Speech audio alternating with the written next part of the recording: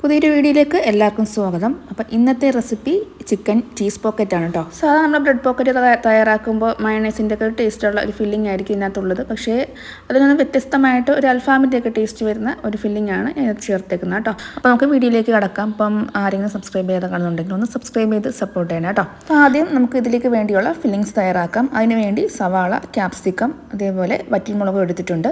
Capsicum ഒരു വലിയ capsicum എടുത്തിട്ടുണ്ട്. അതേപോലെ ഒരു സവാള എടുത്തിട്ടുണ്ട്. 3 വറ്റൽമുളകും എടുത്തിട്ടുണ്ട്.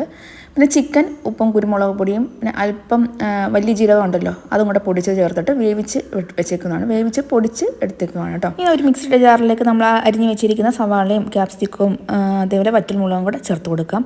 പിന്നെ അതിൻ്റെ കൂടെ ചേർത്ത് കൊടുക്കുന്നത് മല്ലിയിലയാണ്. മല്ലിയില ഞാൻ അല്പം കൂടുതൽ ചേർത്ത് കൊടുത്തോളൂ. അപ്പോൾ അതിൻ്റെ ഒരു ടേസ്റ്റ് കൂടുതൽ നിൽക്കുന്നത് നല്ലതാണ് കേട്ടോ. പിന്നെ ഇതിലേക്ക് ഞാനൊരു 10 അല്ലി വെളുത്തുള്ളിയും ചെറിയ കഷ്ണം ഇഞ്ചിയും കൂടെ ചേർത്ത് അരച്ചത് അതൊരു ടീസ്പൂണും കൂടെ ചേർത്ത് കൊടുക്കുന്നുണ്ട്.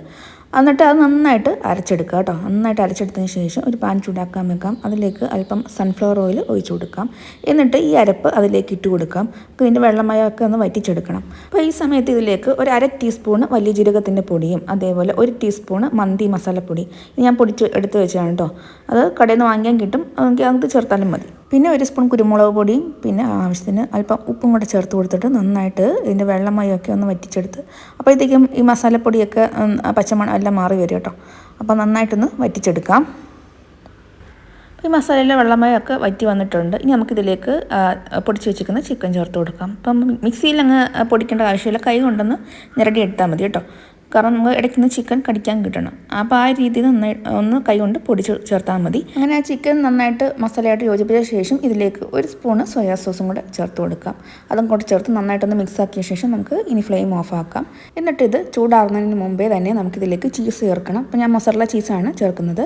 ചീസ് നമുക്ക് ആവശ്യാനുസരണം ചേർത്ത് കൊടുക്കാം. നമുക്ക് എത്ര വേണോ അത്രയും ചേർത്ത് കൊടുക്കാം കേട്ടോ. എന്നിട്ട് ആ മസാലയുടെ ചൂടാറുന്നതിന് മുമ്പേ തന്നെ നന്നായിട്ടൊന്ന് മിക്സ് ആക്കാം. അപ്പോഴത്തേക്കും ചീസ് മെൽറ്റായിട്ട് എല്ലായിടും ഒരേപോലെ ആയിക്കോളും. ഇനി ഇത് മാറ്റി വെച്ച ശേഷം നമുക്ക് ബ്രെഡ് പോക്കറ്റ് തയ്യാറാക്കാം. അതിനുവേണ്ടി ബ്രെഡ് ഇപ്പോൾ സാൻഡ്വിച്ച് ബ്രെഡ് എടുക്കാം. അപ്പോൾ എനിക്കിവിടെ ഒരു അബദ്ധം പറ്റിയതെന്ന് വെച്ചാൽ ഈ ബ്രെഡ് ഉണ്ടല്ലോ ഫ്രിഡ്ജിലിരുന്ന ബ്രെഡാണ്. അപ്പോൾ ഇന്നലെ തലേദിവസം വാങ്ങിച്ച ബ്രെഡാണ് ഞാനെടുത്ത് നേരെ ഫ്രിഡ്ജിൽ വെച്ചു. പക്ഷേ ഫ്രിഡ്ജിൽ വെച്ച ബ്രെഡ് ഒരിക്കലും നമുക്കിത് പരത്തിയെടുക്കാൻ കുറച്ച് ബുദ്ധിമുട്ടാണ്.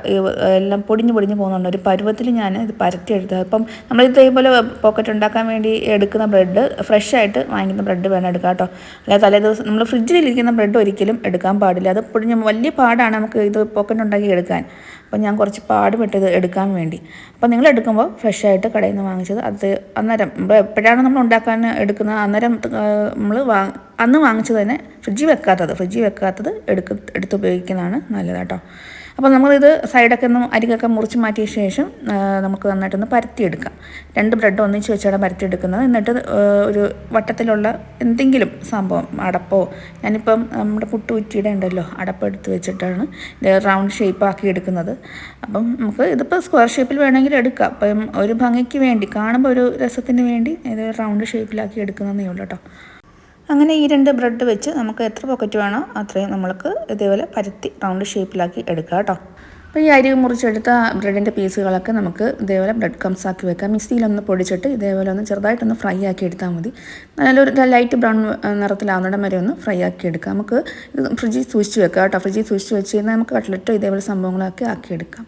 പിന്നെ മൈദ ഞാൻ കുറച്ച് വെള്ളത്തിൽ കലക്കി എടുത്ത് വെച്ചിട്ടുണ്ട്. ഇതൊന്ന് മുക്കിയിട്ട് ബ്രെഡ് ക്രംസിൽ പൊതിഞ്ഞിട്ട് നമുക്ക് എണ്ണയിൽ പൊരിച്ചെടുക്കാം കേട്ടോ. അപ്പോൾ എണ്ണ എടുത്തേക്കുന്നത് സൺഫ്ലവർ ഓയിലാണ്. അപ്പോൾ ഹൈ ഫ്ലെയിമിൽ വെച്ചിട്ട് വേണം ഇത് വറുത്തെടുക്കാൻ. ഇപ്പോൾ ബ്രെഡ് ആകുമ്പോൾ പെട്ടെന്ന് എണ്ണ കുടിക്കുക. അതാണ് ഈ ഹൈ ഫ്ലെയിമിൽ വെക്കുന്നത്. ഇപ്പോൾ കരിഞ്ഞു പോകാതെ തിരിച്ച് മറിച്ച് വിട്ടിട്ട് നമുക്ക് ഇത് വറുത്തെടുക്കാം. അപ്പോഴത്തേക്കും ഇതിൻ്റെ ഉള്ളൊന്ന് പൊങ്ങി വരും. ഹൈ ഫ്ലെയിമിൽ ഇരിക്കുന്നതുകൊണ്ട് തന്നെ ബ്രെഡ് പെട്ടെന്ന് കരിഞ്ഞു പോകാനും ചാൻസ് ഉണ്ട്. അപ്പോൾ ഇതിൻ്റെ അടുത്തൊന്ന് മാറാതെ തന്നെ തിരിച്ച് മറിച്ച് വിട്ടിട്ട് നമുക്കിത് ഫ്രൈ ആക്കി എടുക്കാം കേട്ടോ. അപ്പോൾ ആദ്യം ഇട്ട് കൊടുത്തത് ഫ്രൈ ആയിട്ട് വന്നിട്ടുണ്ട്. ഇപ്പം ഇനി അടുത്തതും ഇതേപോലെ മൈദയിൽ മുക്കിയിട്ട് ബ്രെഡ് ക്രംസിൽ പൊതിഞ്ഞിട്ട് നമുക്ക് ഇതേപോലെ വറുത്തെടുക്കാം.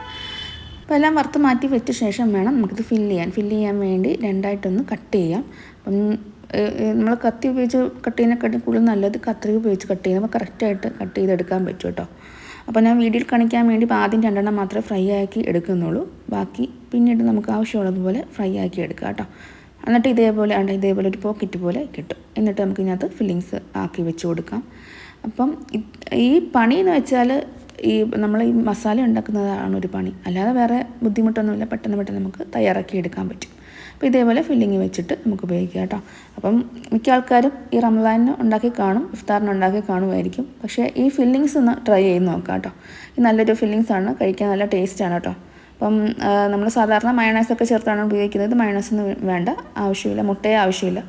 അപ്പം എല്ലാവരും തീർച്ചയായും ട്രൈ ചെയ്ത് നോക്കുക കേട്ടോ. വീഡിയോ ഇത്രയേ ഉള്ളൂ. അപ്പോൾ ഇഷ്ടപ്പെട്ടാൽ ലൈക്ക് ചെയ്യുക, അതേപോലെ ഒന്ന് സബ്സ്ക്രൈബ് ചെയ്ത് സപ്പോർട്ട് ചെയ്യാനും മറക്കരുത് കേട്ടോ. പുതിയൊരു വീഡിയോ ആയിട്ട് വീണ്ടും കാണാം. Okay, thank